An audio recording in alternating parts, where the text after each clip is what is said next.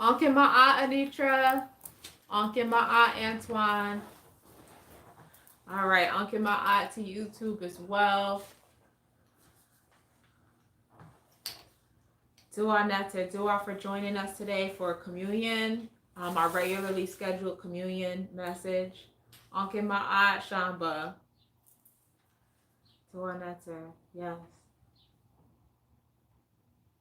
All right, we'll give it another minute to let people get on, and then we'll get started with our daily prayer. Sound good?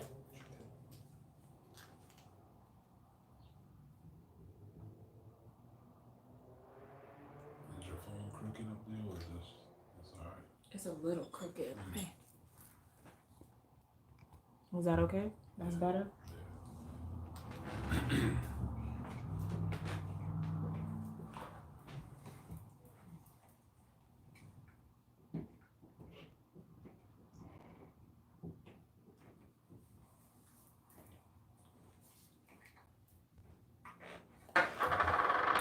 Okay, you ready?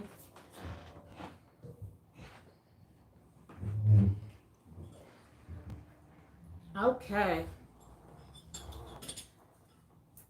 So we begin our communion Sunday with our daily prayer. So let's go right into it. I'm a tuin panatir.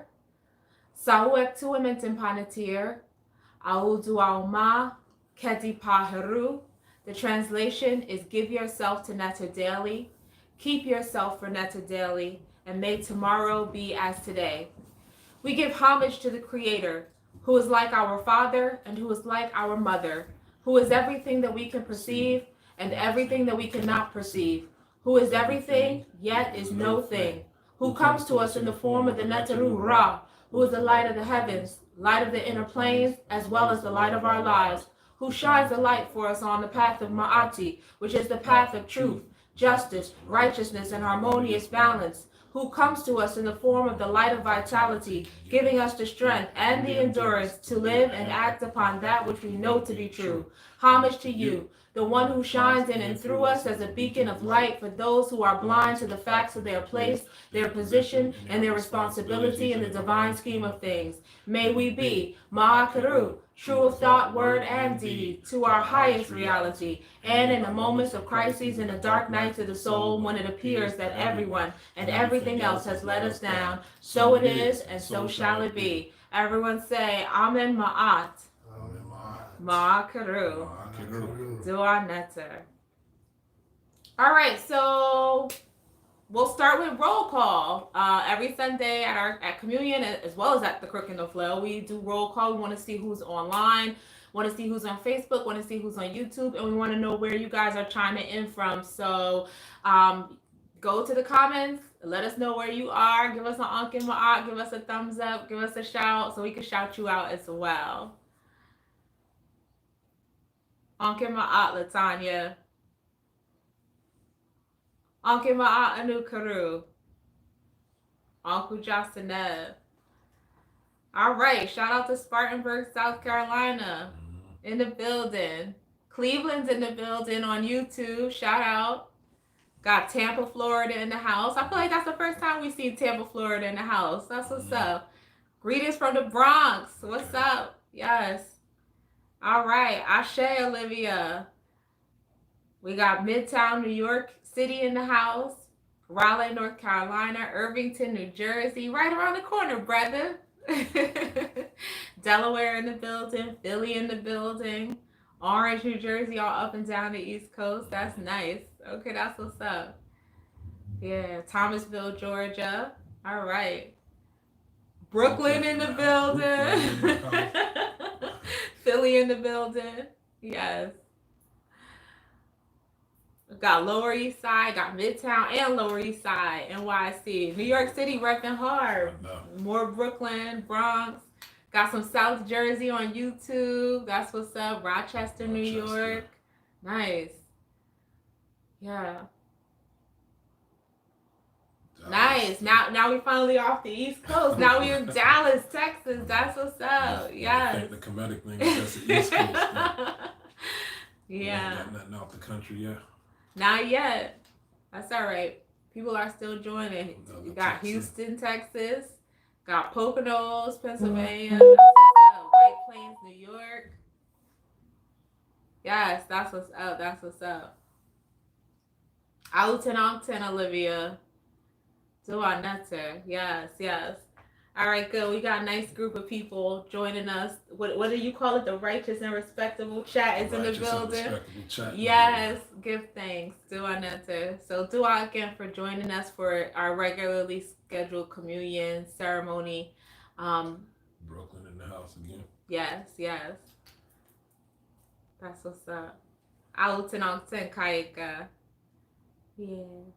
We got the curry head and Sir Chef Armin Cow. They lying, they in the chat, but they sitting right here. They ignoring all social distancing. Right. Disrespecting the white man's Disrespecting all the rules.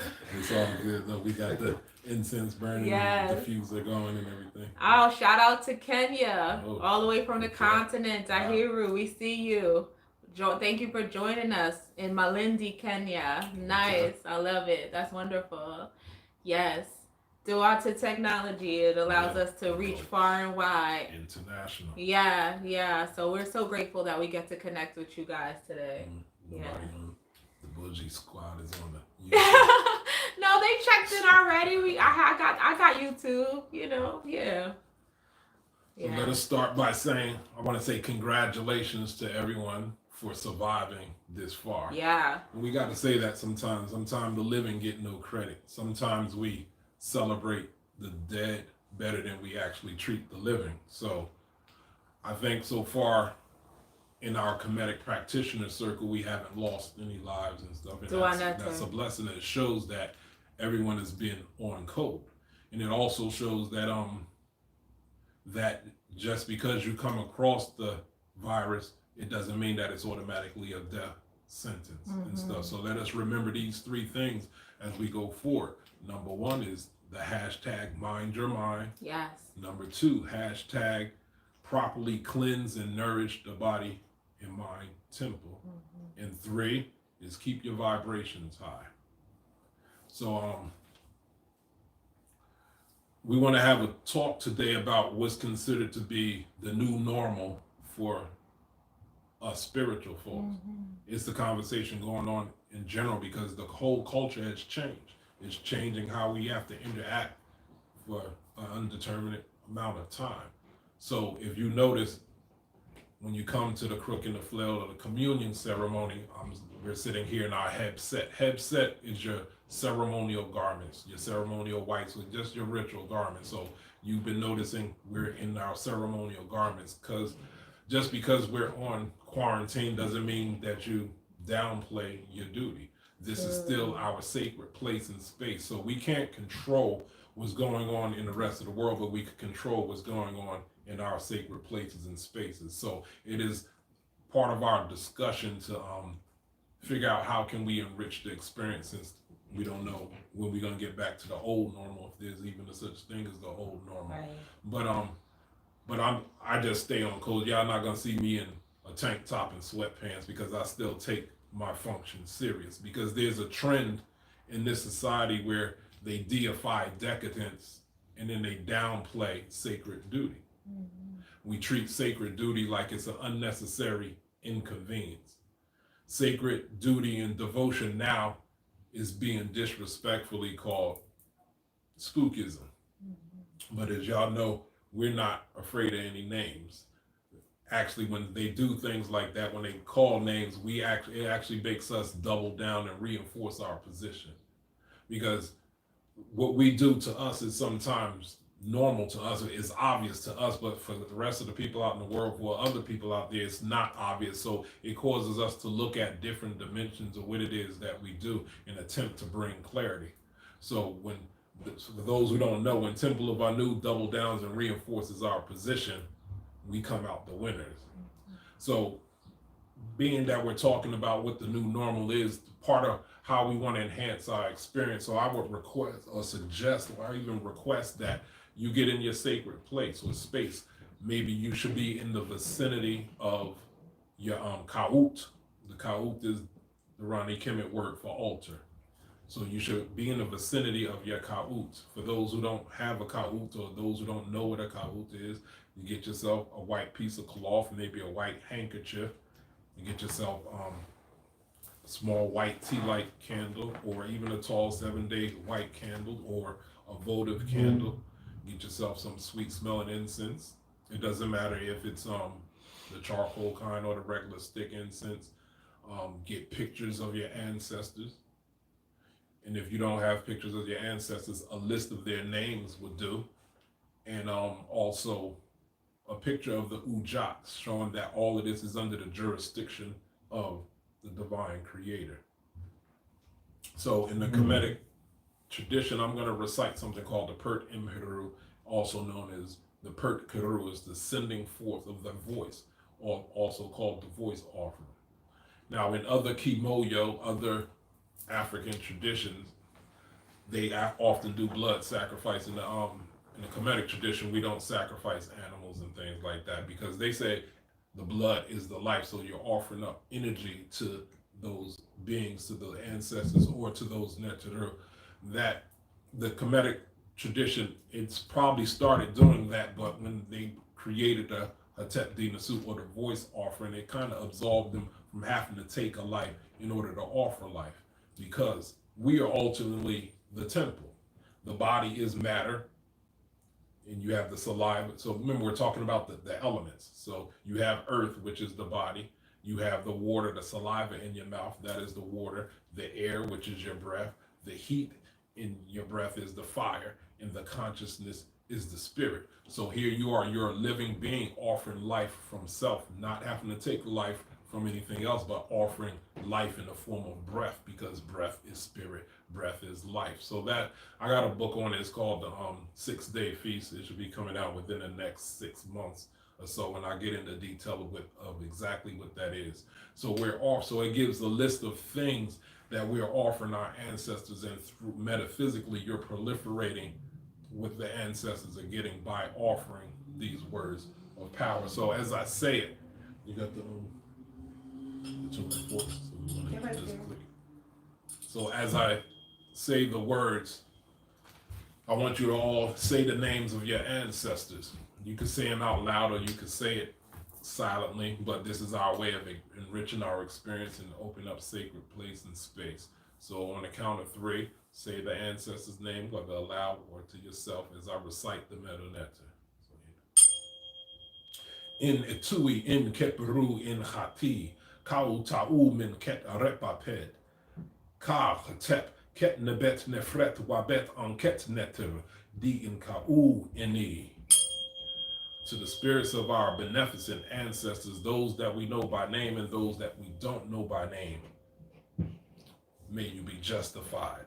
We remember the names of our ancestors. We remember the names of those whom we love. When we remember their names, they live again. And may the Neteru remember our names.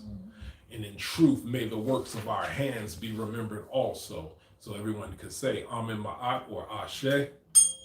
So now I'm going to go into a prayer acknowledging Heru. Heru is one of the deities or the energies that's governing and guiding us, and that's one of our resources for the year. So I'll start with the prayer to Heru. So I'll say, Anejra Tanu Yitef Netir Retayem Akpaut Netru Itayem Netir Heru Kamutef Herbak Ur Nebim Pet Iyiti Imhatepu Ben Bu Sahatepu Dienek Mu Nefu Senecher Ab Wep.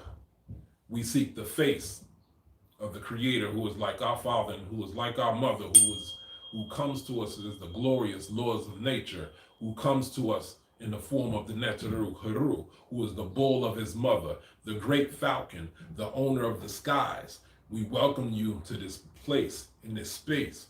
May you be satisfied with our offerings. We offer to you our water, our breath, our sweet-smelling incense, as well as our open hearts and minds. Heru, may you embody us so we can face our fears, so we can conquer our fears.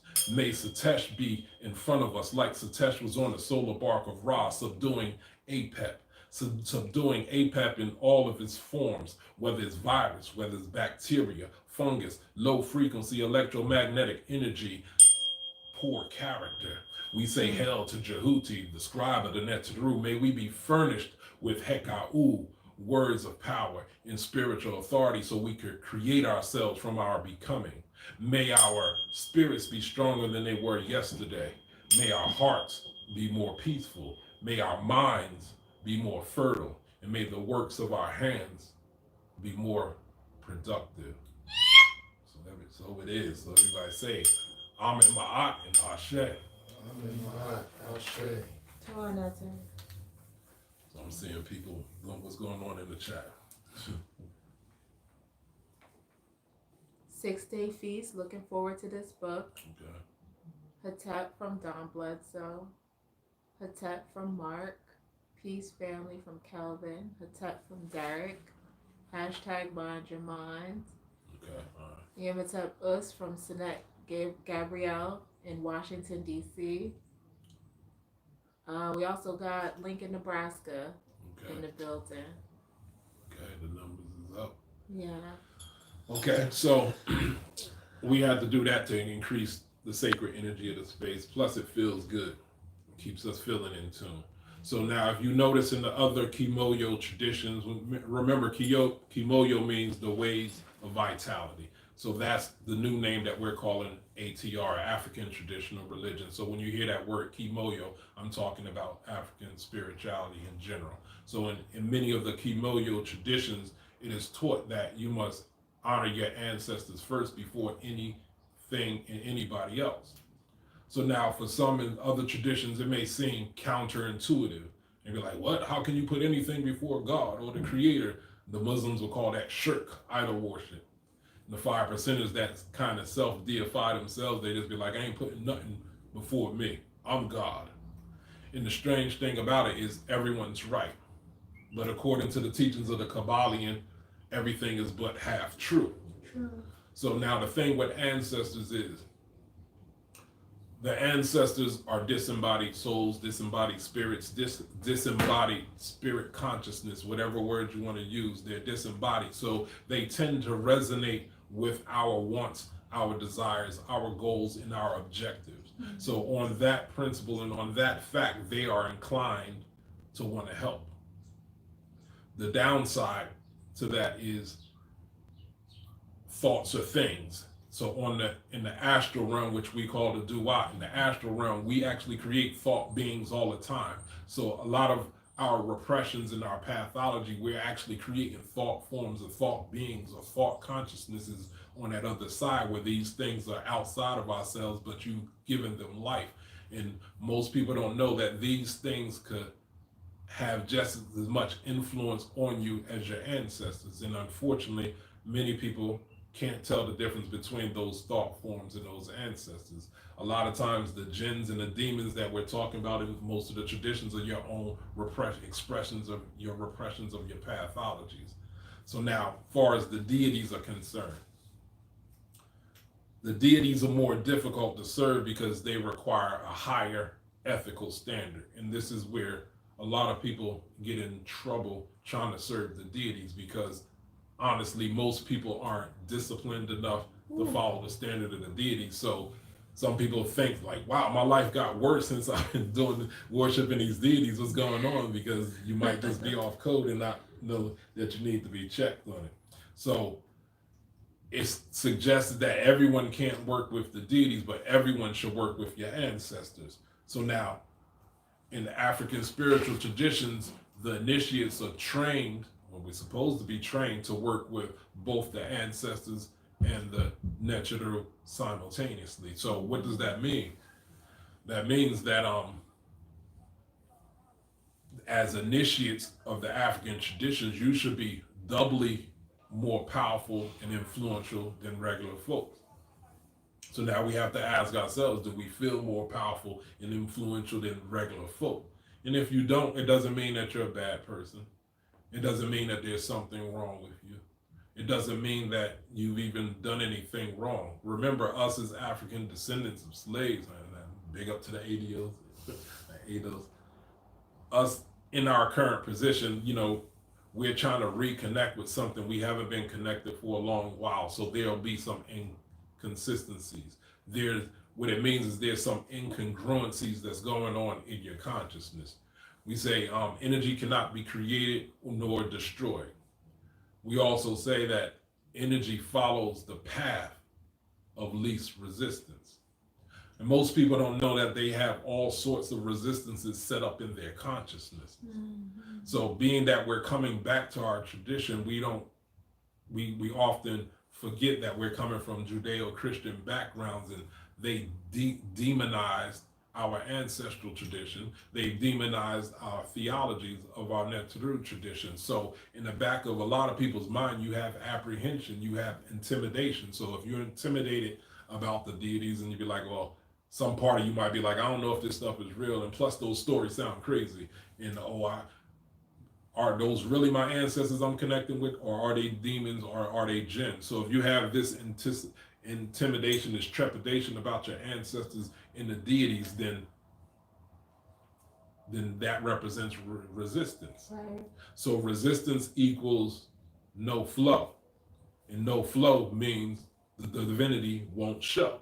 Mm-hmm. So now when we're talking about ancestors, technically the proper understanding of ancestors is those predecessors that go at least 200 years back, starting like 200 years back and before that. That's classified as ancestors. Anything more recent than that are just considered the recently deceased, but we just affectionately call everyone that's deceased ancestors. See, the problem with African descendants of slaves or slavery is we have a disconnect, or there's a distance between us and our ancestors 200 years plus back. Mm-hmm. There's a difference in how so-called African Americans access spiritual power in contrast to someone who comes from the continent, as someone who comes from Haiti. See, the people that come from Haiti and the people from the continent, they have a direct ancestry that's unbroken. So they're coming from an ancestry of root workers, priests and priestess, ancestor priests, and that's direct in their bloodline. So when they become initiated, that's their most recent ancestors going back to the ancestors 200 years back. So they appear to be more proficient. So our challenge, what is most of our ancestors are Judeo-Christian ancestors, and they were docile. They led relatively uneventful lives, so they wasn't necessarily tapped into the power source like some of our African and our Haitian brothers and sisters and stuff. So it affords us with an incredible opportunity to redeem our bloodlines. So redeem our current or recently dead all the way back to the ancestors 200 years plus before. So now you understand the significance of why you have to be consistent with your spiritual practice, whether you think it's working or not. Every time you do your spiritual practice, you're increasing your strength, your abilities, and your capabilities at least one iota, even if you can't feel it.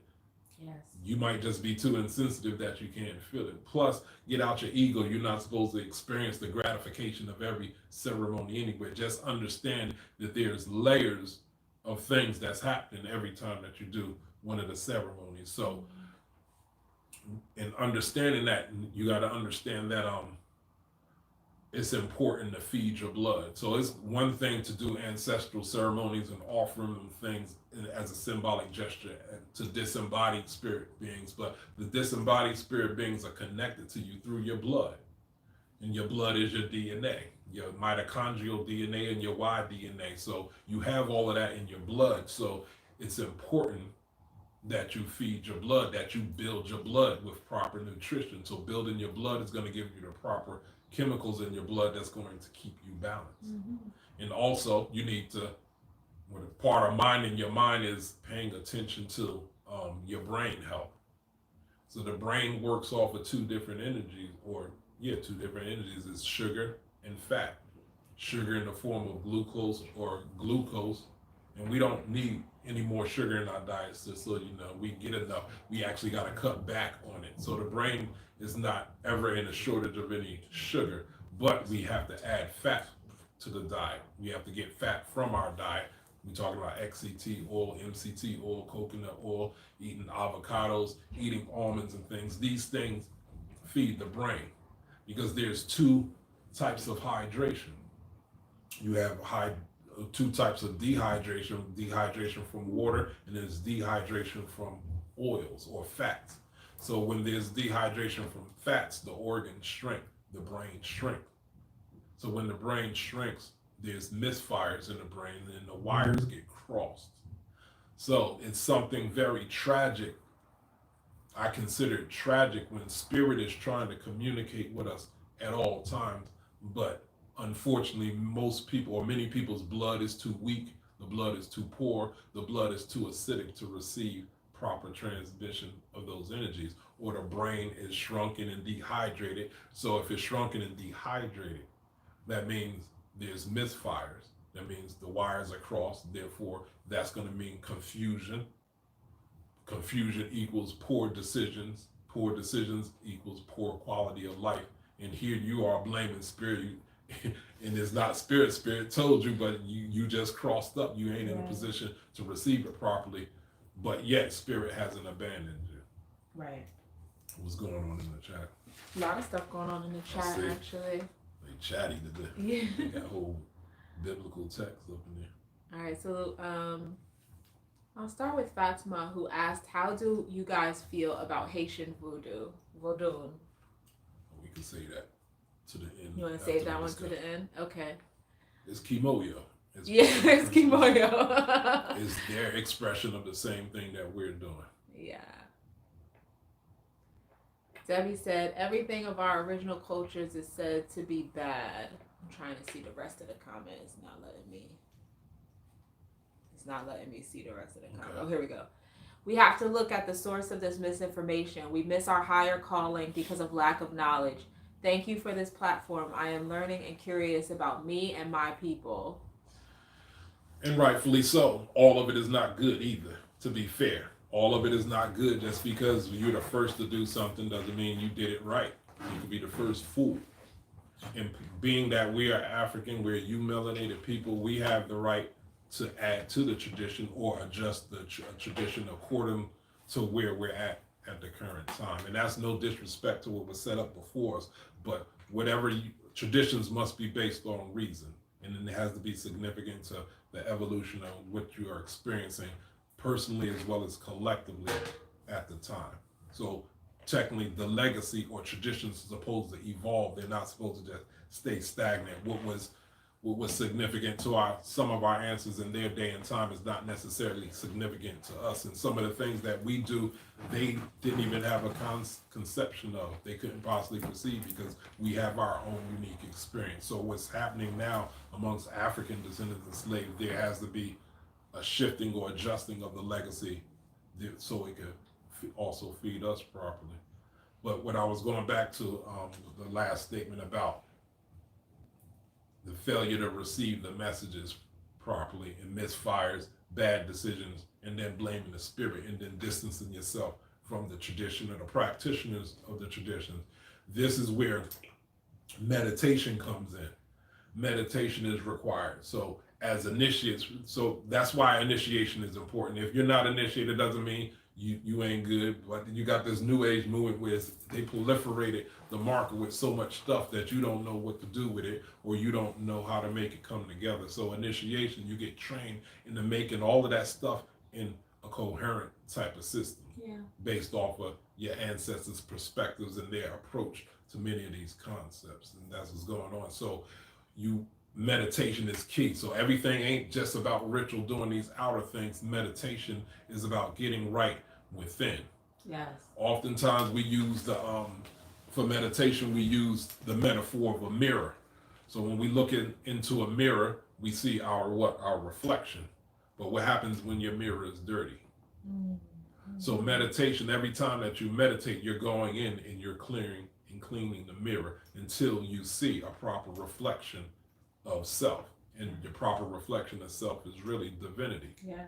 And then there's even a higher level, because you don't stay basic. As the years go on, your meditations evolve, and your meditations evolve past the mirror metaphor to realize that there is no mirror, that all is divine. Yeah. In everything, the idea of a reflection of divinity is just illusion, because it's all divine, because there is no thing that is not netter. There's no thing that is not divine. Everything is I think it's called the principle of emanation. So the spirit is everything, and the intelligence is in everything. All right, Caucasoids demonized African spirituality, but later plagiarized it and sold it back to us as a wrapped gift of confusion. I agree. I concur. Yeah.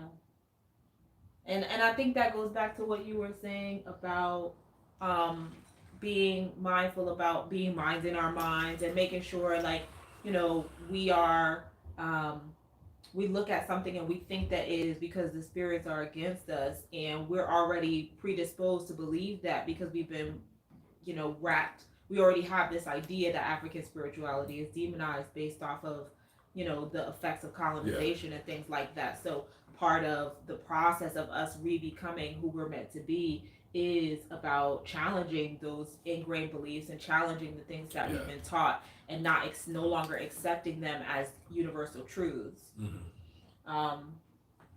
That's why there's a liquor store on every corner in the black neighborhood and not in the other neighborhoods.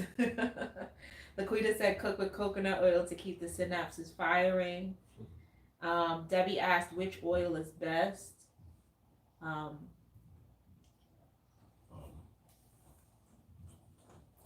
It's not even a matter of best, because everybody's body is different. Everybody don't handle coconut oil well. Yeah. So I tend to go with XCT oil. Yeah. XCT oil or MCT oil, and it's from the coconut anyway. Yeah. Yeah, I'm not a big fan of eating avocado straight personally. Like, but other people, I was say other people love. Other people be putting like salt on the avocado and just straight eating it like an apple. So I'm like, what are you doing? So it's just Or get the nuts like almonds and stuff like Yeah. that, so they have the naturally occurring oils. Because some people rather get it from food sources. Yeah. But I like to get the actual oil and put it on the food, because technically we're not getting enough. So in that sense, more is better. Right. When you know you're not getting enough. Yeah. Jason said, thanks. We have the right to add to our traditions, but those additions must be based on reason. Sure. Absolutely. Keisha said, I call and pray to my ancestors daily. I need them to guide me every day. But your beneficent ancestors, because all of them ain't right and exact. Yeah, So your righteous you ancestors. want the specific ones. Yolanda asked, what are your thoughts on Minister Farrakhan and the Nation of Islam? You want to save that one later? Okay. Why the questions were supposed to be for the crook and flail? Yeah. All right, Ranu said you going deep today, Nasuk. Okay. It's still surface, but thank you. Yeah. Okay. All right. Surface to me. Yeah. Those is all the. We're just about the bulk of the comments, really. Okay. Yeah. So what shall be the new normal for spiritual You folks? want me to just? The new normal for spiritual folks. So now that we're in quarantine, and this could go on for who knows long, YouTube and Facebook has become the new reality TV. But I won't be relegated to entertainment. Right. What we still do is sacred. So we're going to shift it from reality TV to spirituality TV, or spirit reality TV, where you tune in to get your mind tuned up. So you're tuning in to get your mind tuned up to the hashtag Mind Your Mind movement. That's what it is that we do. But on here, I'm seeing those people, we're not ignoring those questions. Those are good questions, but we have something we're trying to get through today, because I like to consider myself speaking on the behalf of most right or balanced spiritual people, most balanced religious people. Spirituality is how you ascend. Religion is how you ground yourself. There's nothing wrong with religion. It's only as good as its participants. But when I read the philosophies, the deeper parts of the philosophies, there's an undercurrent teaching of Ma'at in there. And, we could argue frivolities and trivialities all day. And I could do that with the African traditions too. I don't agree, or I don't like what I read or come across with many of the African traditions either. So I'm not going to beat up on Islam. I'm not going to beat up on Christianity or the Moors or the Israelites. Because if you're really balanced, you could get along with anyone. We're going to get into the Ma'at discussion next week on the Crook and Flail, on how our people have this proclivity not to like each other. When I'm getting into conversations with people, at some point or another, it always comes to this conclusion that they'll say this words, I hate people. And I'm like, wow, how can we have a Ma'at philosophy and people are carrying around that they really don't like people, that they really don't like interacting with one another? So how do we establish Ma'at when this is going on in our consciousness? But to move on, like, people are saying that religion is our downfall because we get classified as religious, whether we think we spiritual or not. Any type of organized approach to spirituality, they're going to label it as religion. I don't even care because I understand what the words mean. So when I understand what the words mean, I feel empowered by embracing it. That's your fault if you have learned. But I feel like it's unfair to say what's going on with us as a people, our failure as a people to respond appropriately collectively is not the fault of religion. That's a cop-out. That's a cop-out of us as individuals, and it's a cop-out of us collectively. I would even say because of the Kemetic doctrine, because of Yoruba, Akan, Santeria, Moorish, Islam, Christianity is why we're still here. We might be broken down on one knee, but we are not a broken people. We are here because of those religions. Because of those religions teach us about hope, and they teach us about sustenance. Whether that hope is Jesus in the afterlife, whether that hope is the 100 handmaidens that Muhammad promised you in heaven, or whether that hope is your ancestral tradition telling you that a cycle is coming where you will prevail. Those things birth what we call endurance. Black folks or melanated folks are some of the most strongest people on the planet because of our religion. And just so you know, whenever we get in religion, we make it black anyway. We make it ours anyway, whether it was really that or not. We do what it is that we need to do with it in order for it to work for us. As a martial artist, I've seen many martial artists, you melanated martial artists, when we get into other traditions, we evolve those other traditions. Have y'all ever seen Moses Powell? Amazing. You know, it's like Infadisi was a grandmaster of Kung Fu before he was an Infadisi, or he was a grandmaster in Kung Fu before he became Infadisi in Kupagani and Gumi. So we excel very well in, what is that, Kareem Allah. Kareem Allah created the robot system, so he took karate and took it to another level. We tend to do that, and we do that with these religions. So we make these religions ours. So how black folks practice Islam, Christianity is different from how Arabs practice Islam and how white folks practice Christianity. So we have our own versions of it. So based on how clear the leadership is in these traditions is going to determine how you're sustained. Because your spirituality, your religion is supposed to give you not just enduring, because you can endure pain, but does it feed you? In the African tradition, we get fed, we get our sustenance through divination. Is how we have an ongoing conversation with the divine source. Yes. While the other traditions, they got a period at the end of their sentence. In the African tradition, it has a comma. Right. The conversation is still going on. So through divination, we find out what is our personal charge. Watch this. What is our personal charge in relationship or contrast to our collective charge? Yeah, I got that. What is our personal charge in relationship to or contrast it with the collective charge? We get into this conscious community thing, and we start trying to do everything for the collective. So if we're failing collectively, it's because we're all failing in our personal charge. In our African tradition, we like to feel like we specialize in getting people on their personal path. Because everybody keeps their consciousness and accomplish what you're supposed to do personally, we will evolve and prevail collectively. And I think that's a missing part in some of those other traditions. They don't have that direct connect with the source. So therefore, we all kind of stuck on stupid because we can't figure out what we're supposed to do collectively because people are confused personally. So we're also in this era of this conversation where people are saying or arguing that we need to forget religion and spirituality and we need to advocate scientific literacy. And we're not against scientific literacy. They're like, why can't we just do it at the same time? Why cats always trying to make cats give up something that's sacred to them? It's like you could be spiritual and scientific at the same time. Well, spirituality, let me tell you, spirituality works on the inner qualities of a person. So you shouldn't necessarily look for everything tangible from spirituality because it's a thing about character. And the character cannot be seen. The character is not tangible in the sense that you think it is. So it's working on the unseen parts of a person. So when you're talking about scientific literature, so the unseen parts that work on a person is spirit. We're talking about ancestors, all of that stuff. Those are all our sources and our resources. So now that's what's responsible for why we're still here, not totally broken. So now if we shut that off and we disconnect from that and go with scientific literacy, the way I'm seeing it being promoted in our community is trying to deconstruct God, is trying to shut off any possibility of a higher force, is trying to disconnect from spirit. It's trying to disconnect you from your ancestors, saying none of that stuff is real. So what becomes of a person after that? They become broken.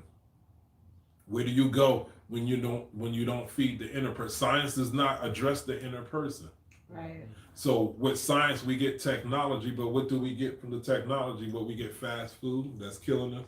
So you get the gratification up front, but you're going to pay later. So when you failing to work on the inside, so you're looking at yourself in the mirror, you're like, I'm ugly, I'm too fat, I'm too skinny, such and such. So science is giving us reconstructive surgery, plastic surgery. So now you're changing your features, you're changing your chest, now they changing genders, all because they're failing to feed when the dress was going on in the inside.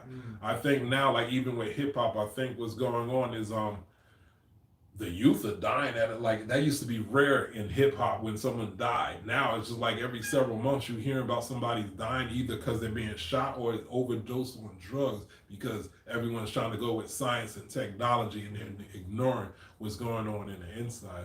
They chatting up the stones today. Yeah. El Deity said, I teach people the proper way of life. They tell me I'm right, and they let others influence them and take all my teachings. Can someone consider themselves a deity if they don't honestly believe the false practicing? Say that again? You understand that? I'm not sure. I teach people the proper way of life, and they tell me I'm right, and let others influence them and take all my teachings. Can someone consider themselves a deity if they don't honestly believe the false practicing? You're a deity whether you believe it or not. Remember, all is divine. And when it comes to teaching others, you can really only teach by your example. Yeah. It ain't about transmission of information. So the better example you are, that's how you teach. You have to actually be invited to teach. You can't decide, I'm waking Negroes up. Like you have to be invited to teach or there's going to be too much resistance. And resistance means no flow. And when there's no flow, the divinity won't show. Yeah. In our tradition, we have the metaphors, the stories of the Netru, and those stories show us that the Netru, they don't lose their divinity, they don't lose their Heka, they don't lose their Sekum, they don't lose their power, but they still behave badly. Like they still can be beings of Isfa at times and be against Ma'at at times. So just because you are behaving badly doesn't mean you've lost your divine potential. Ma'at, truth, balance, and reciprocity. If one is living in the principles of Ma'at, one can relate to all people. Religion is the opiate of the masses, but religion as everything that got into the hands of white folks has been weaponized against others. Somebody said something about science. They said something's not necessarily true, such as like scroll back. Shamba said there is a connection, science, spirituality, and nature, astrology also. But that's not what I'm talking about because that's not promoted. We would say that's metaphysics. As spiritualists, we would call that more metaphysics. But science, as we understand it to be science, they be trying to stay away from spirituality because theirs is based off of whether they got equipment to properly measure and draw certain conclusions on their terms, which they call their methodology. And Gwen said that's not necessarily true. While some scientists deny the presence of a supreme being, there are those who understand that science confirms it, such as through quantum physics. And bioenergy confirms what we have been saying spiritually for years. Once again, that's not the current conversation going on. That will be like considered almost fringe research on it. And I was still talking about what's going on in our community, coming from black folks trying to talk other black folks out of their spirituality and trying to enforce so-called scientific literacy, which they mean requiring you to give up your spirituality because they don't feel like it adds to the quality of your life.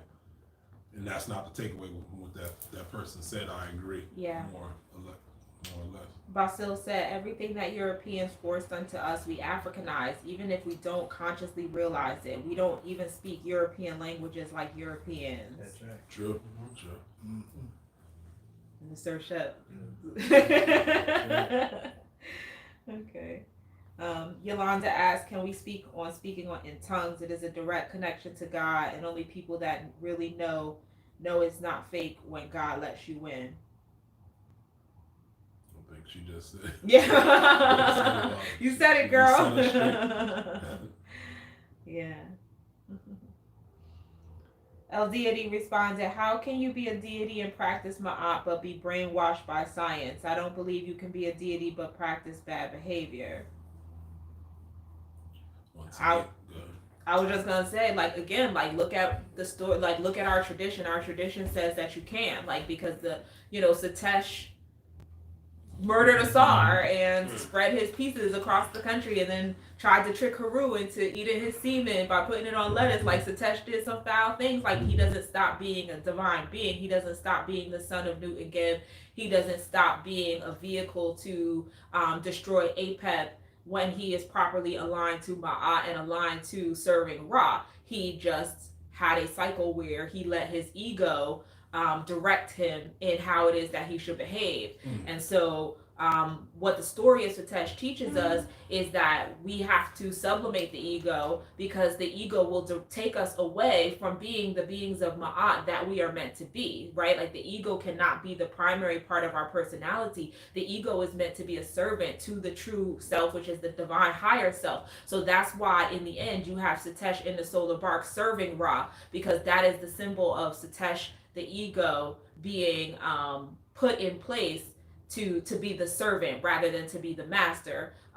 So there's nothing wrong with Satesh, right? Like, and just saying that because I know a lot of people think about Set and they talk about Set is connected to Satan, which is the Kemetic devil. Like, no, Satesh is a representation of what happens when we allow our bad behavior and our divine powers to be misused for our own egotistical and selfish purposes. And that's continued to be borne out in other stories as well. It's not just Satesh who behaves poorly in Kemetic metaphor.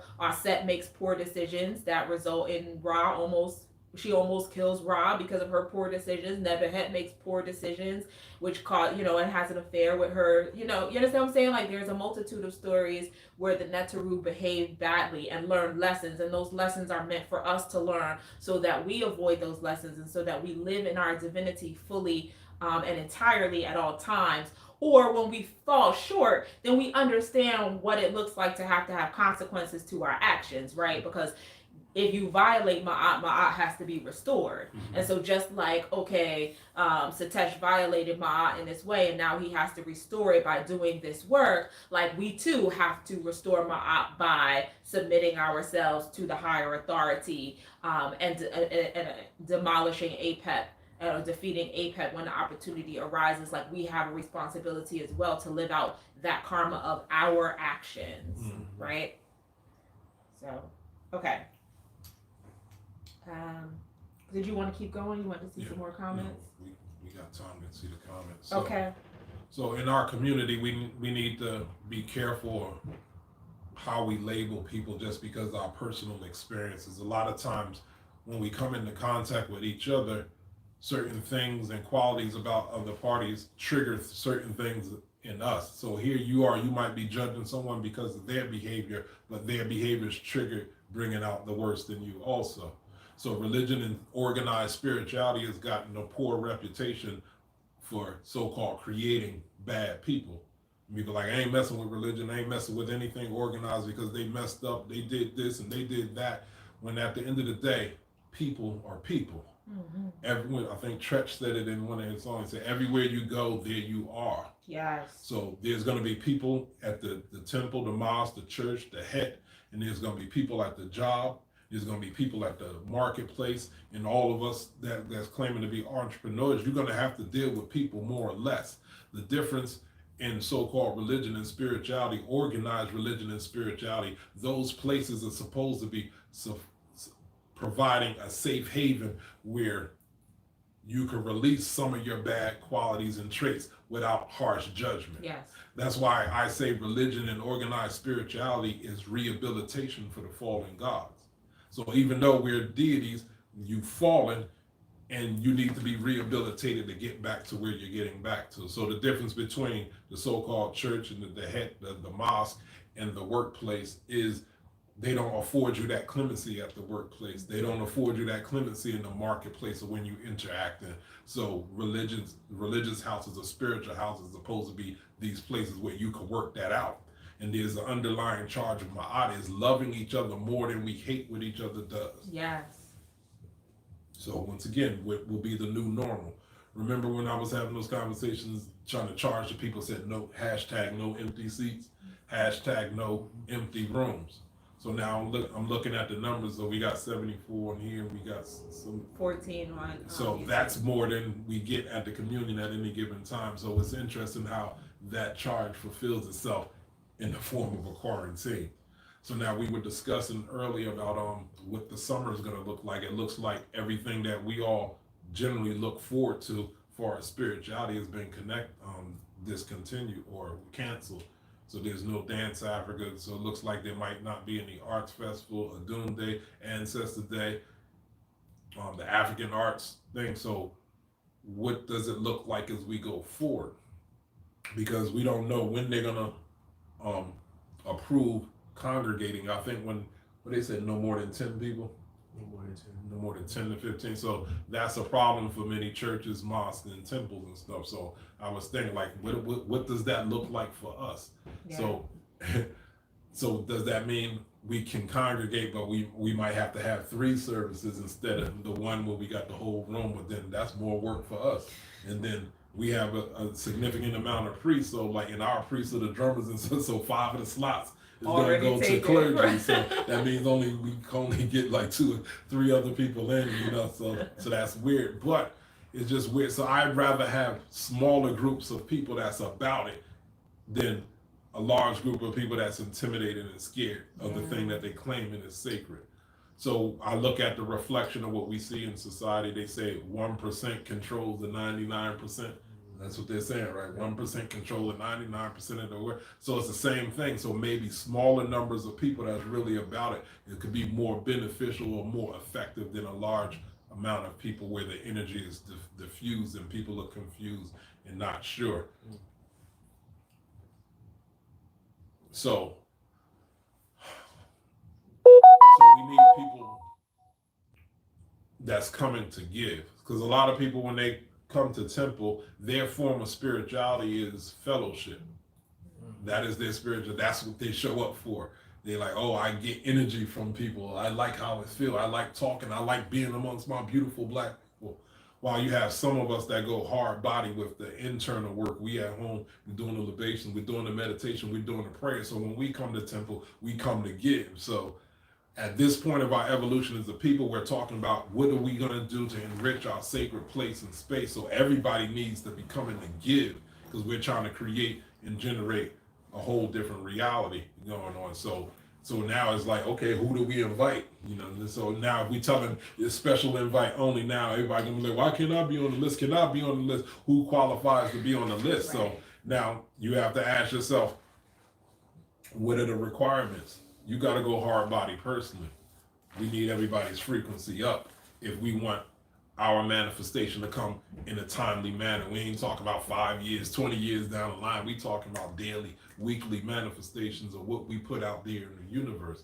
So what we're dealing with online now is some of y'all are initiates in our temple or other temples or other systems, and a lot of you are new to this path and you're just trying to get some clarity. So with the initiates, I say y'all already know what to do. Y'all have the 4 moments of the day. You got sunrise, noon, sunset, and midnight, and y'all know what to do during those times. So now here we are, we're in quarantine, and a lot of people, I know some of y'all are working from home, and so some of y'all have stayed just as busy as you ever been, but for, I feel like the greater majority of the people, they're not as busy, so there's no reason for people not to be hitting those cycles, doing what it is that they're supposed to do. There was a time when everyone was so distracted that they couldn't put their time and energy into the spiritual work, so now all the distractions is gone, there's no excuse. So for the initiates, you're supposed to follow the 4 moments, and that's even congruent with the Congolese system. They have a cosmogram, which is a cross with 4 circles on the four points, and that's symbolic of our sacred times that we worship. And now for the rest of you, for the rest of our brothers and sisters, you have 2 powerful times. You have dawn, sunrise. What is it? Dawn, sunrise, and just dawn, sunrise in the morning, and then there's the evening. Those are two powerful times for our ordinary brothers and sisters, or the uninitiated brothers and sisters, to work with. And I just understand many times those who call witches, sorcerers, and stuff, they tend to work at night, and the so-called light workers tend to work dawn, coming in to the energy. So you have those times that you could consider to tap into the energy. So now I want to give a basic Kemetic ceremony that I merged with an Ifa ceremony, and I find that they're congruent, that everybody can do, or everyone should do, one of the first things that you do in the morning. Because at this point, everybody should be doing something every day. We can't talk about we're creating our realities or co-creating realities, and you're not setting up anything. If you're not setting up your reality, then you're constantly put in a position where you're responding to someone else's reality. And whether we like to believe it or not, this position that we're in now, we co-created this 6 months ago. Yeah. If y'all don't remember, in the conscious community, there was a big debate, I think January going into February. It's called the vaccine debate. You got the anti-vaxxers against the vaxxers.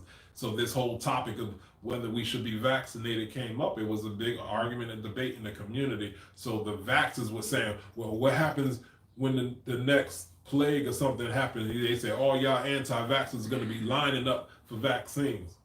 And the anti-vaxxers, I don't remember what the anti-vaxxers was saying. I don't remember them saying, no, I won't. But here we are. So now we got this new plague.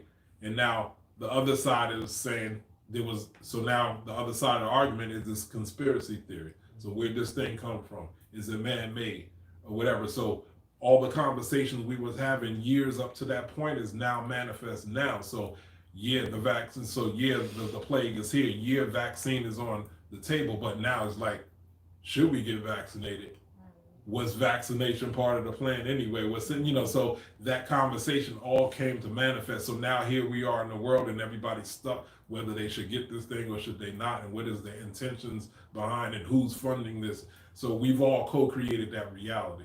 So we have to ask ourselves, why are we giving almost unimaginable powers to the so-called powers that be that we don't know, yet we say that we're co-creators and we don't give our own vision any real energy. So it's almost unimaginable what you think they want to do or what they want to try to do, but yet you really believe or don't believe in what it is that we're trying to do. So our thing is unimaginable in a negative way, and their thing is unimaginable in the way that you're actually giving energy. So all I'm saying, this is the conversation that we need to check ourselves on what it is that we really believe. Who is it that we say we are? Right. So I got some words from the Husia. I gave this before, but it's just a charge that everyone should do. It's a morning ritual, and it is how you clear as well as charge with the Yoruba called your ori, your head, your consciousness. So the words are this. It's from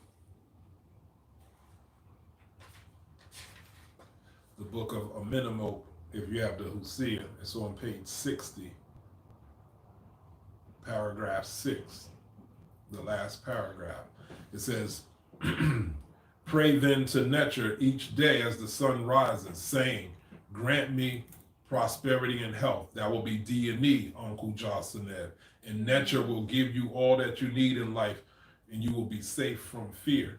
That's important because we understand energies, how energies ascend and how energies descend. So you gotta program your consciousness at the beginning of the day. So you gotta, for those of you got kids, you gotta get up early before sunrise, before the kids, before the rest of the family, and program your consciousness right. Because we're trying to program you with victor consciousness, not victim consciousness. So victim consciousness means you're broken. Victor consciousness means you're aware and you're open to all your resources and how they come. So the Yoruba or the Ifa part is a gesture that you do. It's like this. You go with your left hand, take it at your forehead, you come across the top of your head, down your neck, and you flick it off. Snap your finger or flick it off. So you do that 4 times while you say those words. D and E, Uncle Jocelyn. Pretty much, may I be given life, strength, and resonant health. So you do that 4 times. And for those that's in the temple, like, remember we have the altar spray. Liquid altar. The liquid altar spray. So you could use that to spray your crown or spray your hand to purify your hand, to make your hand magnetic, to draw all of that negative stuff in your hand. And you snap it off. So you do that 4 times. You could do it with both hands. 4 times. So you do that with you use the liquid altar for that, and then you go behind that with the anointing oil, and you seal your forehead and you seal the back of your neck with it. So now I'm gonna end it with these questions that you have to ask in your own time. What is it? Where can I find that prayer? It's book of Amen and Mopeh, which is page 60 in the Hosea. The selections from the Hosea is the #1 book on our recommended reading list, and everyone should have a copy of that. Okay. And the words are D and E, Unc Uja Sanet. As simple as that. You don't even gotta read it. We read it, and if you found it in that book, it's not gonna say D and E, Unc Uja Sanet, but I retranslated it back into the Ronnie Kemet. It's just gonna say grant me prosperity and health when you read the English translation of it. Yeah. So now, before you go on your way, and as you consider your path as a kimoyoist or a spiritualist, I'm gonna ask you these questions. Are you bold enough to dream big? Mm-hmm. And everybody gonna be like, hell yeah, I'm bold enough to dream big. But we're failing to see the manifestation in our community. Right. So everybody got big dreams. So here's the next phase. Are you intelligent enough to map it out in as detailed as possible? That's where we fall short at. We like to dream big. So now the next phase is, you got time now. We're quarantined, so you got time. Write it out. What does it look like? What is your skill set? What is it that you really can do? How is it going to do? So you got to map out all the possible ways you think to go about this thing. Mm-hmm. That makes sense? Yeah. Next is, do you have resources to invest? Because there ain't nothing worse than being broke and can't invest in your own vision. Mm-hmm. So, but resources doesn't always mean money. Right. You might know other people that have money. But now the thing with that is, so resources is also your relationships. So now you have to take responsibility for your relationships. You have to be accountable in your relationships, because just because people are in relationships don't mean they have to give you their time, their energy, and your money. Just by being a human being on this planet, you're forced to be in relationships. Yes. So your relationships are either going to be good, bad, or kind of neutral. So now, if you're in relationships with people and you can't get them to invest in you, whose fault is that? Yeah. You got to start asking yourself, what is it about me that I don't inspire trust in the people that I'm in relationships with? Why aren't they just like, here, I totally believe in you. What is your track record in your relationship? Do you have a track record of being ma'akaru? Do you have a track record of being of your word? Do you have a track record of completing things? Do you have a track record of doing things on a higher level? If you can say yes to all of that, then your friends or the people in your relationship would not really be showing any hesitancy in supporting you in this thing that you're trying to invest. Right. Next question. Do you have the available energy required to manifest and maintain that vision or that dream? So all of us talk big, but not understanding, like, what if you got what you want tomorrow? Do you have the energy to the available energy level to maintain that thing? I think Bill Cosby said it's easy to get what you want, it's hard to maintain it. And that's why a lot of musicians and artists and stuff kind of wind up losing it, because they just be in this creative space and they don't consider all the things, other things that go into maintaining their level of success. And we actually see artists, their music and their artistry and their creativity suffer because they didn't consider all of the other stuff. We talk about keeping up with your money, you know, all of that, just management, all of that. And lastly, are you smart enough to seize opportunities and move strategically? And that's very important. Do you move strategically? So yeah, it's one thing to have the plan written out, but do you know how to act on it in live time? So these are conversations that we should start having amongst each other as well as amongst ourselves. This is what I call sober spirituality. So it's sober spirituality, yet it is the foundation to all magical operation. And yes, I said magical operation. I like the word magical. So it's sober spirituality, but it's the foundation to all magical operation. So this thing called magic is an energy. It is a consciousness, but it still needs a template to come into existence for. So our body is a template for divine energy to flow through. That's what we call Kemmunion. That's why we set up altars. That's why we wear certain crystals. We're trying to set up a certain template in order for energy to flow through, and we get to control the quality of the energy and how it comes through based off of our level of preparation. So I think I'm done with that, unless you want to add to. I was thoroughly enjoying that. I greatly appreciate that. I was actually thinking about how relevant it is because while Kisa was talking about the upcoming new moon in Gemini, which is coming up this Friday. And those of you who follow us on Facebook or who are on our YouTube, on our mailing list, will get an email to talk about some of the themes as it relates to the new moon and Gemini energy. But in particular, I would just acknowledge that the questions that you asked here are really beneficial for us to be processing and thinking about as we go into that new moon energy. Because this particular new moon is not necessarily about starting new things. It's about restarting, and it's about making sure that we are actually taking the steps that we need to take to execute the plans that we've already put into place. So like you may have planted seeds at the new moon in Taurus, but since, things have changed at your job or things have changed in your house and things like that, you haven't actually made enough progress on those plans, or you haven't done enough to move those things forward. So you need to really take a critical eye to your plans and to your intentions, right? And to actually determine what are the things that are realistic for me to actually be able to execute right here and now. So that's really key. Fatma asked who represents Gemini. Is it Tahuti? I actually feel very much right now that the new moon in Gemini energy that's coming in right now is governed by Shu and Tefnut.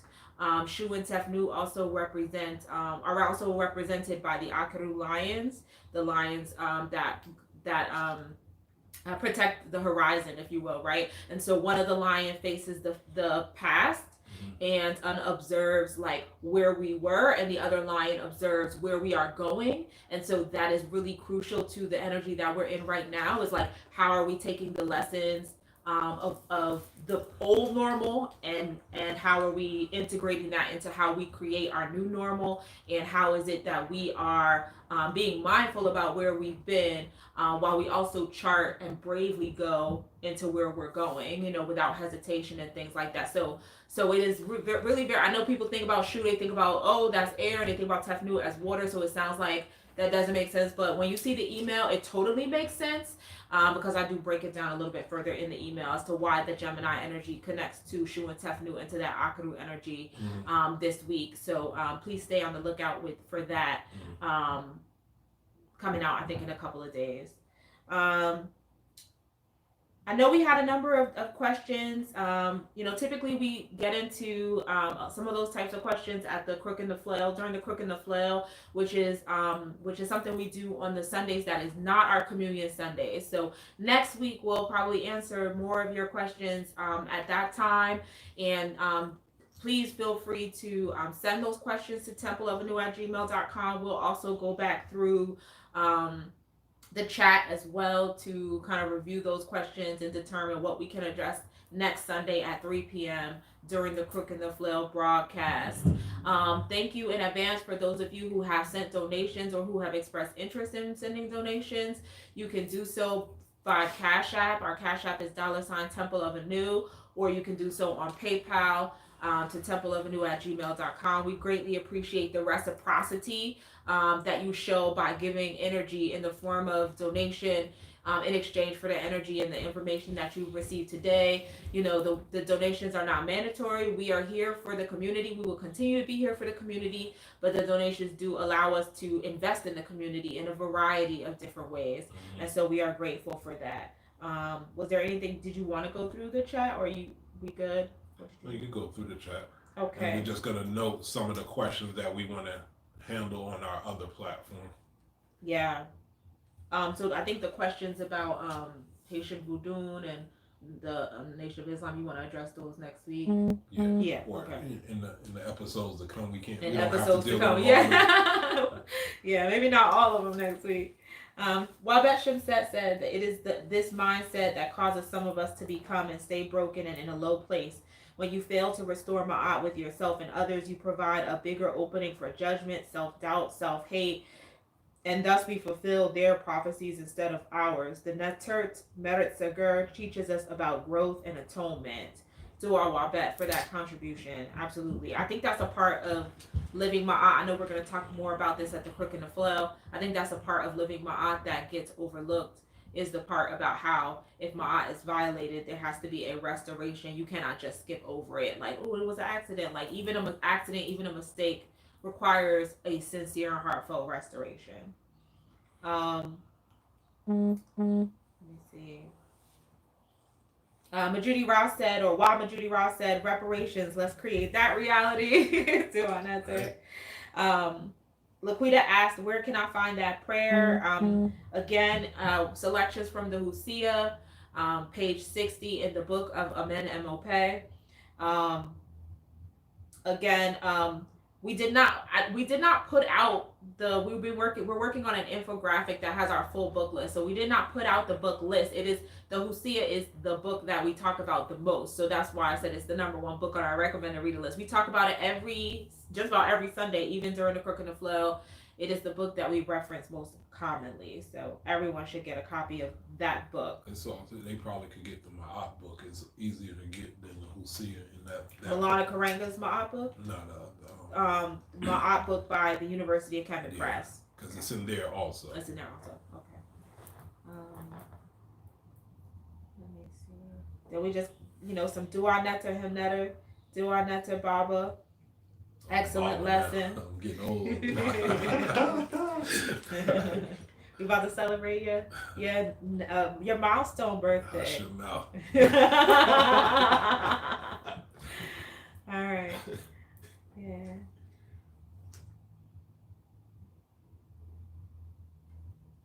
That's the Facebook Live. Did you read it? Two. Okay. All right. So we're all set. So once again, we'll be answering many of those questions next week at the Crook and the Flail, starting at 3 o'clock, 3 p.m. Eastern Standard Time. Eastern Standard Time, yes. 3 p.m. Eastern will be, again, dual casting on both Facebook and YouTube. And we'll send out reminders so everybody knows where to find us and when to find us. And we look forward to engaging with you guys on that platform and in that place. So, good. All right. Do our next, everybody. Shamim Matep.